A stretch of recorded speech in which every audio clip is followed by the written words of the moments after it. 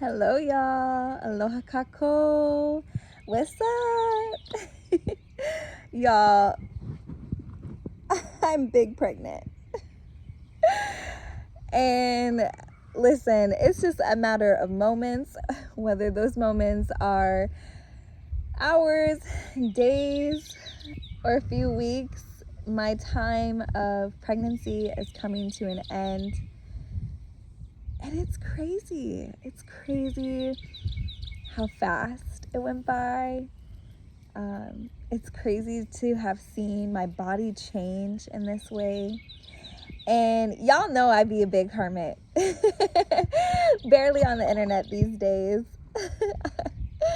I would much rather be off the grid somewhere. But as this time of pregnancy comes to an end, and I reflect on this veil that is the grief of being responsible for just myself, and now that responsibility expanding, and also knowing that a part of me will never be the same. I'm going from someone who wasn't somebody's mama, and then the celebration, right? This grief, this faint line of grief and celebration. Grief of, wow, like, what is my life before it? And then the celebration of, like, my life will never be the same. And celebrating that for some reason God trusted me to be somebody's mama, okay? And so as I'm thinking and reflecting about motherhood, I'm also just taking this time in these last few precious moments to ask myself, let me say this. Women oftentimes nest, right? Or birthing people oftentimes nest before their child comes to earthside. And while that is definitely happening for me physically, I also can feel it happening emotionally and internally, and really a nesting that is happening in my heart of what needs to be removed, what needs to be given away, what needs to be shared, what needs to be held sacred and private, as I make space for my son to join us earthside. And so one of those things that is really important to me to make space for is something that I've been wanting to do for a while, and quite frankly I just haven't prioritized. I think I've learned to see the value of a private life, and how much happier I've been off the internet, but then two, also just knowing that I have been inspired by so many people's testimonies of how God has worked in their life, how God has healed them miraculously, how they have been on this line of having nothing and then having everything, right? And it was the difference of their faith, it was their difference of their belief in self and creator that allowed them to cross that threshold of making it to the other side. And while I am in no ways on the other side, I will say that this testimony is so sacred and so special to me, and I also think that it would be remiss of me not to share it. And it's as a thank you to anyone who has ever had the courage to share what was happening. Sorry, there's like a little fish. Anyone that has ever shared the valleys of their life as much as the peaks. And yeah, so here I am at Blackland Ranch. I'm sitting by Papa's Pond, which I affectionately call this pond. On the property there is Nana's cabin, and you can't have Nana's cabin without Papa's Pond. And this is one of my favorite places to reflect and just to glean all of nature's medicine.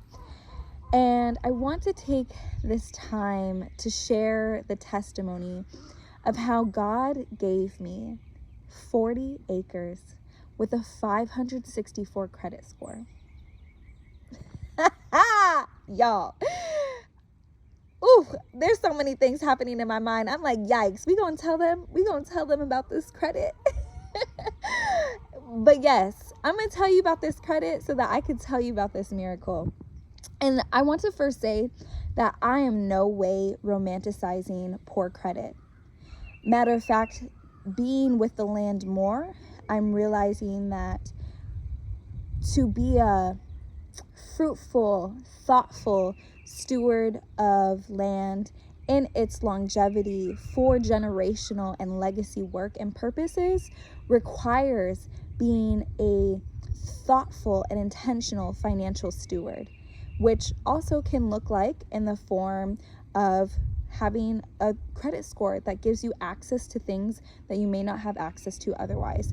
And that is a whole different conversation, and maybe we'll have that conversation.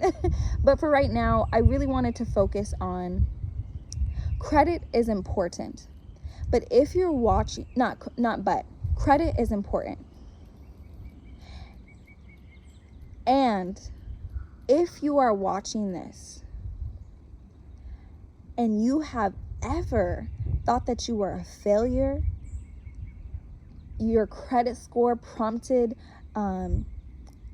self-hate, suicidal ideation, disgust, anger, animosity, bitterness, resentment, like, this is who I'm talking to. I'm talking to y'all because that was me.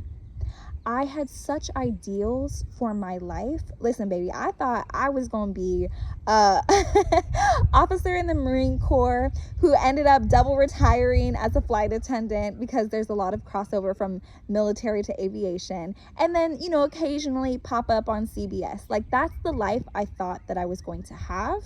And because that was the life that I thought I was going to have, I also thought that that came with certain financial privileges, and my at that time in my life, my credit score was also reflecting that. It was high 700s, and this is, you know, about 7 years ago. And I want to pause right there. That was 7 years ago. So I need folks to understand too that this testimony, while I'm sharing it in a quick video, is a combination of years of pain and anguish and reconciliation and joy and intersection of faith and liberation. And I don't want to romanticize that these things take time. And so, yes, but in the humbling process came a humiliation process surrounding my credit. I went from feeling like I had all these things together to then feeling like, how did my credit get here? And for me personally, I was my credit score reflected my mental health, and as my mental health was taking a toll, so was my credit score. And then it created this cycle of anguish, of disgust, of self-pity.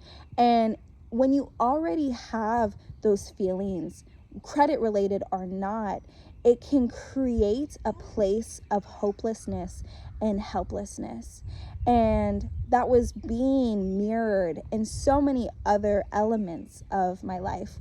Look, we just trying to find the sun. Where we at? Where we at? Okay, here we go. So I say all that to say that for years, I made a really big mistake, and that mistake was I was taking cash advances on my card because I was in a really hard time, and I just didn't have the money to pay it back, point blank, period. And I say that because that one decision created a ripple effect of understanding and having to detach my self-worth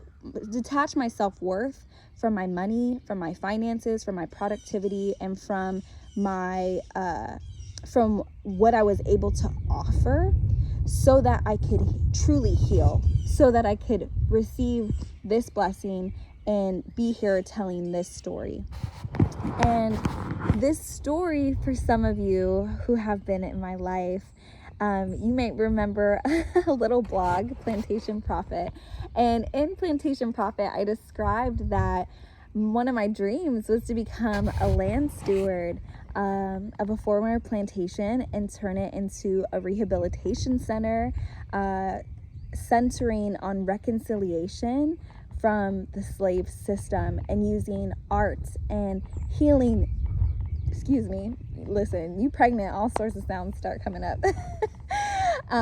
Healing and culture as a form of peace and bringing joy and restoring joy in the family system.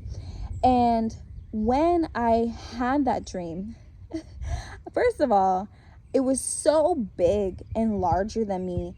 I spent years trying to see to make that possible and see how I could make that possible. And that's the other thing, that part of this credit story is also a story of going from a place of complete self-reliance. Oh, I have to do this on my own. Oh, I just have to do it myself, versus God, thank you so much for this vision that you've given me. God, this vision is so much bigger than me, and I don't know how I'm going to do it, but I trust you, and I know that your providence and will over my life is so much greater than any fear or doubt that I could have.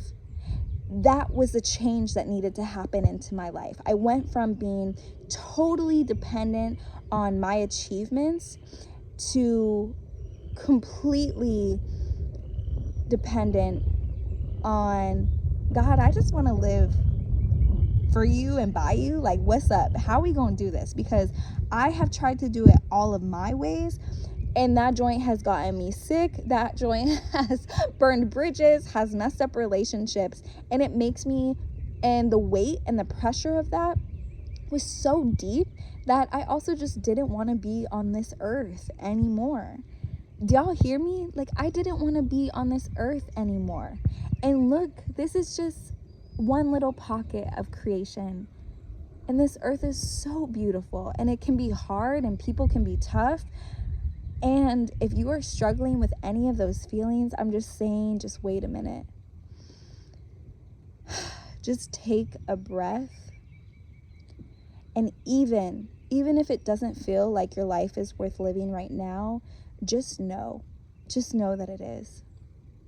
And how I got to this place now, this place being Blackland Ranch here in Texas. Y'all, I'm from West Coast. I never thought that I was gonna be here in Texas.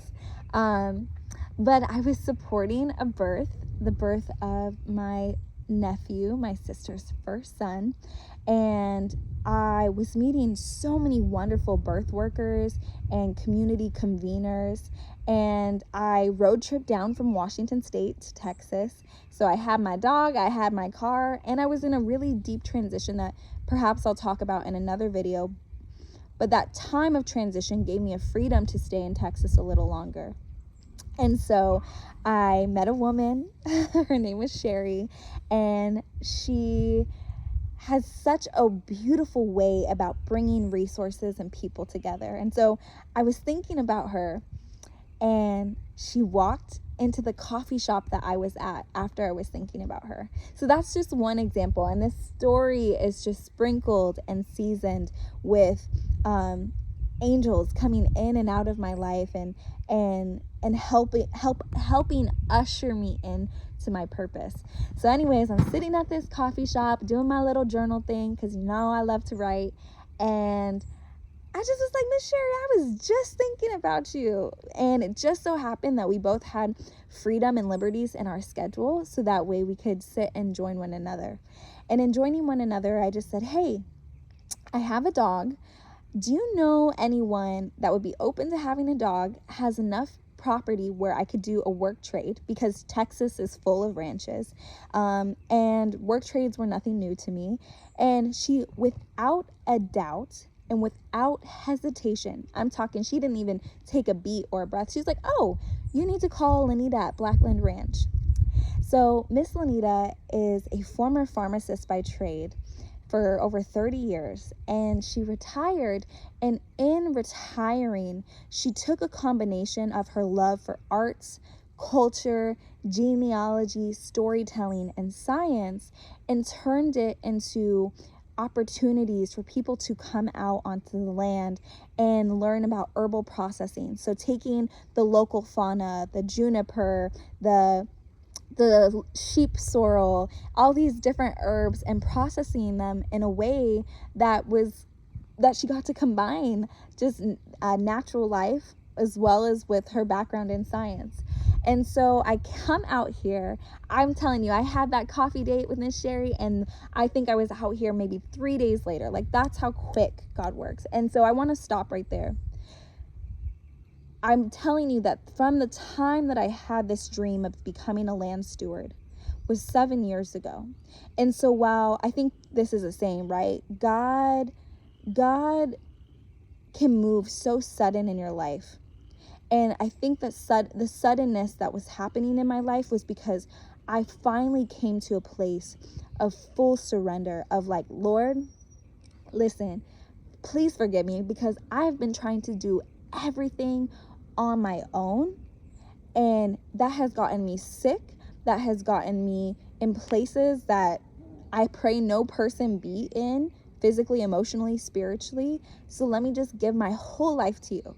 So I think that was part of the swiftness in this journey of being in Texas. So I come to the ranch, and I'm here, and I'm just like in my element. I love every bit of it. I'm learning so much. And excuse me, y'all, 4 weeks, week 4 comes in, and it was only supposed to be a 6-week internship. And then from there, 4 weeks turned into, you don't have to leave. And you don't have to leave turned in, well, you could stay a little longer. And y'all, get this, the whole time that I was at the property, the land was for sale, but it wasn't even on my radar because there were so many other things that I was still trying to make sense of in my life. As I mentioned, being in a place of just trying to understand my calling and my purpose.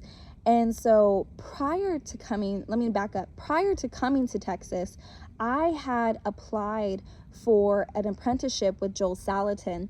And for those of you who may not know, Joel Saladin is a very well-regarded farm consultant and environmentalist and speaker. And he's known primarily for his what they call the Polyface farm, and just creating as much biodiversity on one farm as means of creating better foods and creating better richness in our land. And you know, folks, indigenous and black folks have been doing that for years, and Joel Saladin's family have been doing it for years. So the opportunity to be able to participate in that apprenticeship would have been magnanimous as far as giving me the opportunity to cement my foundation within agriculture. And I got a call back, and I was invited to go out there. And so I was in this transition, or see, again, full of transition, one transition into another. As I'm talking to you, I'm in one transition to another of being in this place of, here I am learning things that I've always wanted to learn. I'm learning this herbalist apprenticeship.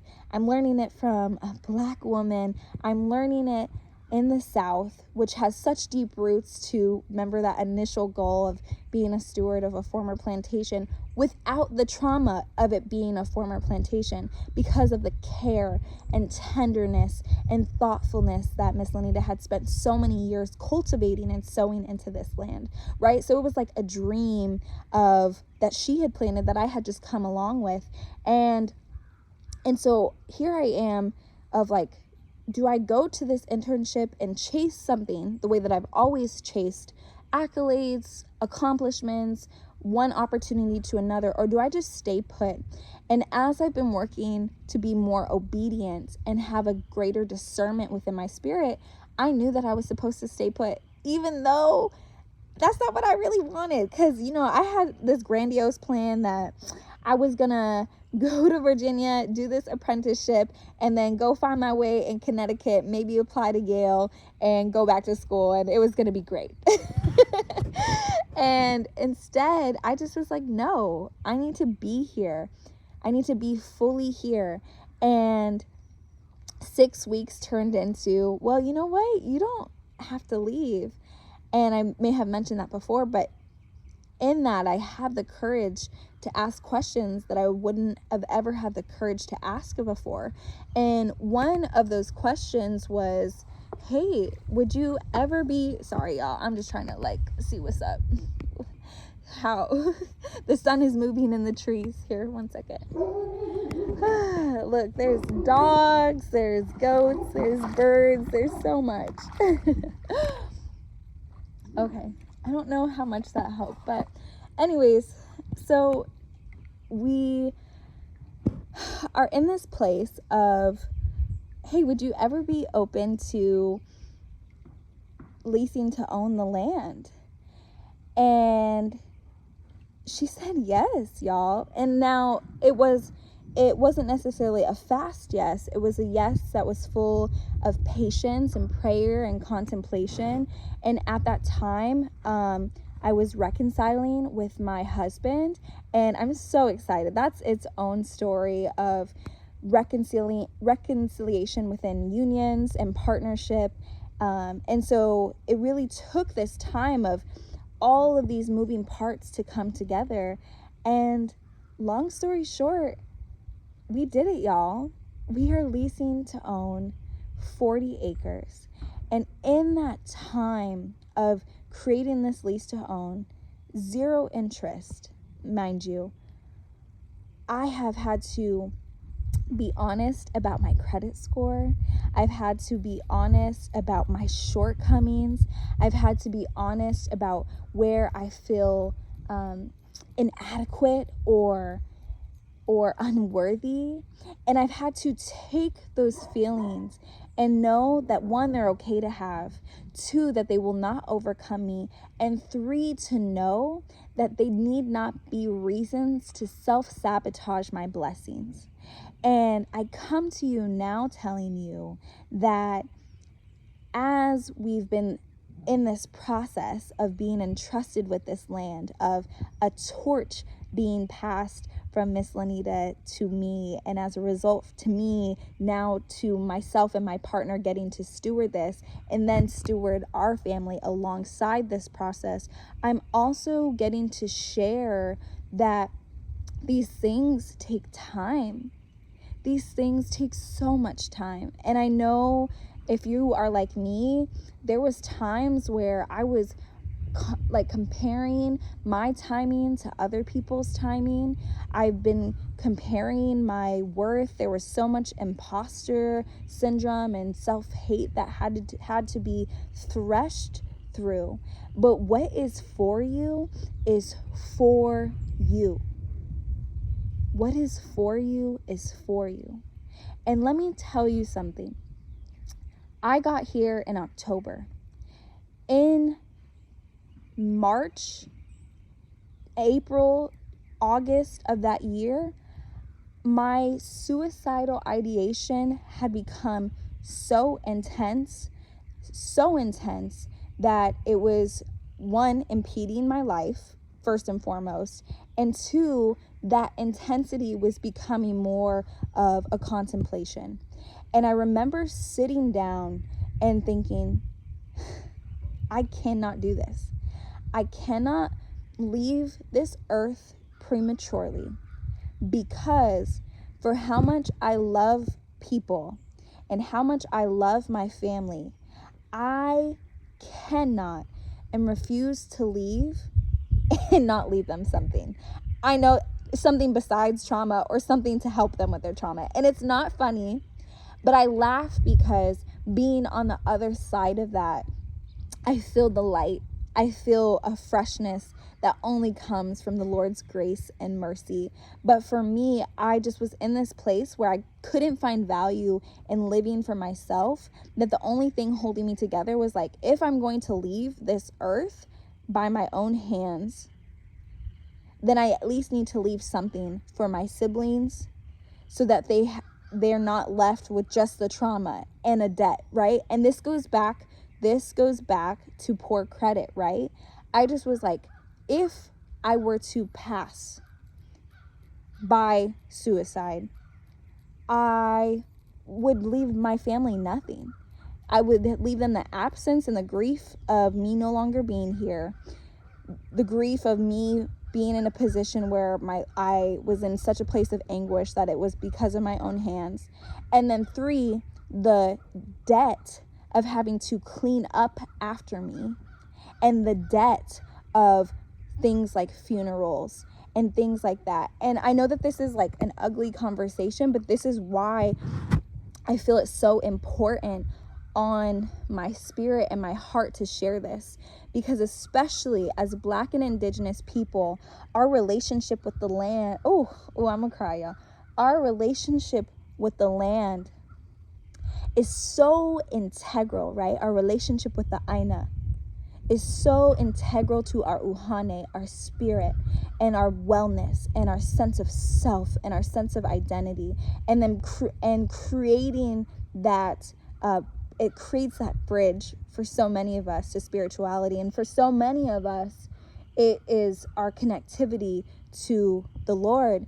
And what I have found is that bridge from land to person, or land to Kanaka, has been broken by way of slavery or colonization or all those things. And I don't even want to take this video to talk about those things, because they're these big systems that make us feel inadequate and incomplete.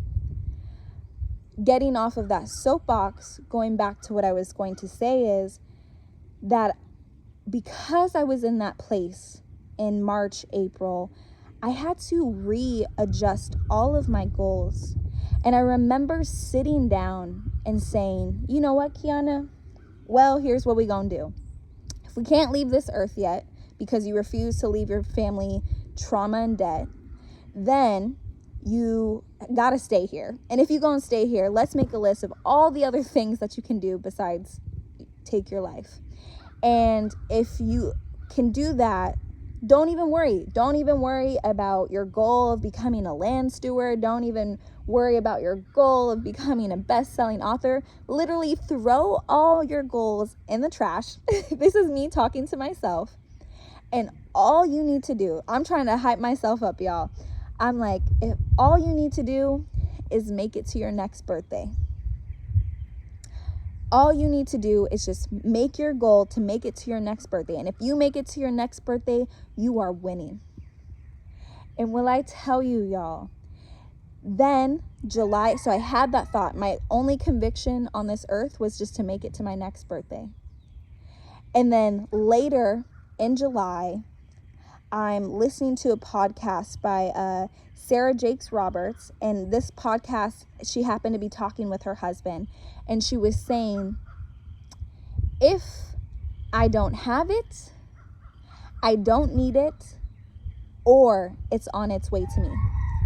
Again, they said, if I don't have it, I don't need it, or it's on its way to me. And I remember just being like, cool, if I don't have the land, it's not for me, or it's on its way to me. And all I have to do is make it to my next birthday. That's the only goal that I had. And what I tell you, that I went from being in that place in March, April, surrounding not wanting to live, coming into July of just saying, you know what? I'm going to fully give my life to the Lord. First and foremost, no 1 foot in, 1 foot out. And again, that's its own journey that I could talk about in a different video. But then also just surrendering of like, girl, if you don't have it, you don't need it, or it's on your way to you. And by my next birthday, y'all, I was already in the talks about the land, of becoming the steward of the land that I had always dreamed of. And by the next birthday, y'all, I was able to conceive my first child. And in between those birthdays and the years that have now passed on this land, I have had friends come out to visit and us weep because they know the tears and the questioning and the prayers. I've gotten to meet people from all over the world. And so I know that this video was a lot of different things, but my prayer is that it just be a reminder for you to breathe. It be a reminder for you to sit wherever you're at. It be a reminder to you that you are not your credit score. You are not your diploma or lack thereof. You are not your past convictions, but you are your current ancestors' dream. You are worthy of God's grace and God's goodness. You are worthy of the Lord's adornment, adoration, and protection. And that this life has so much to offer you. And if you're like me, y'all, just go on and just take the pressure off. Take it off. Don't worry about making it to your next goal. Just worry about making it to your next breath. And I promise it'll free up so much space in your life. One more thing I want to say before we part two is, in this process of expecting, I have been able to experience a few of the Lord's blessings, and one of which is the ability to conceive, the ability to carry and to be able to carry our son full term, and then lastly, to experience a supernatural joy and peace during my pregnancy. And I say that not to brag, because first and foremost, I know that may not always be a reality for everyone. I say that as a declaration over anyone who has experienced mental health challenges. And if your mental health challenges have made you think and declare over yourself that you are unworthy of having healthy partnership and that you're unworthy of building a family, I just want to say, nah, that's not for you. Like, that is a lie, and that is a lie that can rob you of so much goodness in your life. And I say that to say that mental health, and this ain't no let's just pray it away. I'm talking, if you are willing, and sometimes that willingness isn't there, right? That's a part of mental health. But a combination of deep relationship and intimacy with the Lord Creator, deep intimacy and a willingness, even if that willingness is just a mustard seed, to seek psychiatric care, to seek other modalities, right? Sometimes some of us have mental health issues because we have pain in the body, but we don't want to go to a chiropractor or a doctor, or those funds may not be there, right? There's a lot of other things. And again, I know I've said this a few times, that's so many other videos, right? But I'm just saying that I would have these moments of mental health and of challenges with my mental health, and it made me really believe that I would never have a healthy relationship with a significant other, and that I would never, ever be able to have children because I just didn't want to traumatize my children. And in this process, I can tell you that if you would like to create your family and mental health is part of the reasons why you haven't yet, know that there are resources for you, that there are people that are ready to rally for you, and that mental health is just a natural part of these life cycles, and that it is okay, but that does not preclude you from living a joyous, full life. So thank you for watching. I hope y'all made it to the end. If you did, you a real one. I'm sending so much love.